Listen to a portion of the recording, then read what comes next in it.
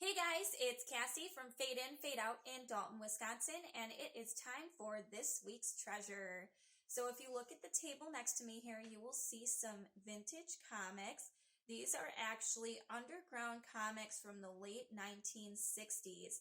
So if you aren't familiar with this concept, back in the 60s and 70s, underground comics were kind of a way for people to express frustration. So some of the content that you'll find in these are political jabs, adult humor, suggestive humor, and just some kind of interesting ways of expressing the self and frustrations.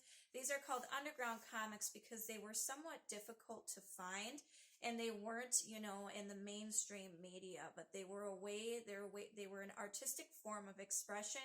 And it's really interesting to look at these now because some of the ways in which people express their frustrations back in this time period really kind of ironically resemble, in my opinion, the way that people express themselves today, of course, in completely different contexts, but just the artwork and the vivid wording and all of this is just really interesting to look at. So late 1960s on each one of these. I do have these all listed on my Etsy page. So what I did is I took each one of these, I took a couple pictures, but then I did a flip through of the inside of them, a quick flip through. So I'm only going to show you a couple on this video, but if you'd like to get a closer look at the inside of any one of these in particular, I did do a flip through of each one of these, and they are on my Etsy shop. They're only there until they sell. I only have one of each one of these, and in fact, one of them already just sold. I had it listed for 5 minutes, and it was gone. I'll show you it because I haven't sent it yet, but that one I will mention when we come to that. So we're going to start with what I think might be the most commonly known and remembered. This is the Sex to Sexty magazine.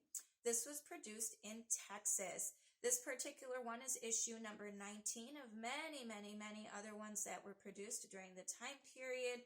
Cover art is really pretty.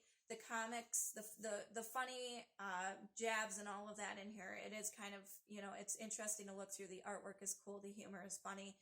So this one is pretty common from what I found. I found some other ones online, so it's not super unique. However, this particular one that I have is in really, really great condition and came from the same collection as the rest of these. So the guy who collected these was actually from Texas. This one is a Texas underground comic book. All right. Then we're going to move into the ones that came from California. So this is the one that I just sold. This is Motor City Comics. This was produced by the Ripoff Press of San Francisco, California in the late 1960s. The Motor City Comics had several issues as well. This one's in really great condition, and I hope that the new owner is happy with it.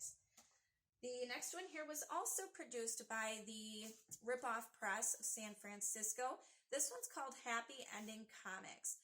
Now, this one has some really interesting symbolism and artwork in it. It also has storytelling, which I thought was unique. So this one, I did not read it all the way through. I can't tell you exactly what it's about, but it really did catch my interest and was very intriguing when I was kind of paging through it. Has some really interesting artwork and storytelling in it, and just seems to be a really, really unique piece of art from that time period. Great cover art as well. So that's that one. The last one we have from California is the Zap Comics by Apex Novelties, who was based in California. The Zap Comics also had several produced. This is one of many as well. This one in particular, the inside of it, the artwork is really abstract and really suggestive and really strange, but very, very cool to look at. So this one I highly recommend. If you're interested in this kind of thing, you should check this one out. We also have the Bijou Funnies. Again, one of many. However, this particular one is the first issue and the first volume, the first ever produced of the Bijou Funnies in incredible condition. So the inside of here, it shows 4 artists who I believe came together to start producing this. This one would have been made in Chicago, Illinois. Again, late 1960s on this one.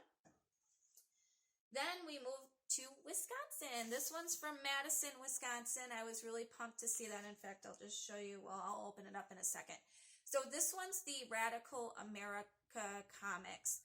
So this one has those political jabs I was talking about. It's very interesting how people express their frustrations at that time with the government and with politics in general. So this one was a really interesting look through. Again, really cool artwork, interesting verbiage being used, all adult-oriented humor again as well. So just keep that in mind. This one's in really great condition as well. Madison, Wisconsin, late 1960s underground comic. The last one we have here is Mom's Homemade Comics. This one I thought was kind of the funniest and strangest, just off the wall, all over the place kind of humor, again, adult oriented. This one was produced in Milwaukee, Wisconsin in the late 1960s. So this one, again, has some very interesting artwork and literature in it, but very cool to look at. So that's all the vintage underground comics that I have available at this time. They are available at the time of listing this video, except for this one that I mentioned is already sold. Once they are gone, they are gone. I have them all listed for $25 each. If you want to get a closer look at those flip-throughs, you can check out my Etsy page. I'll drop the link for that below. If you have any questions or anything about them after that, you can always reach out to me and we will figure it out. All right, thanks so much for watching, guys. I hope you enjoyed. We'll see you next time. Bye.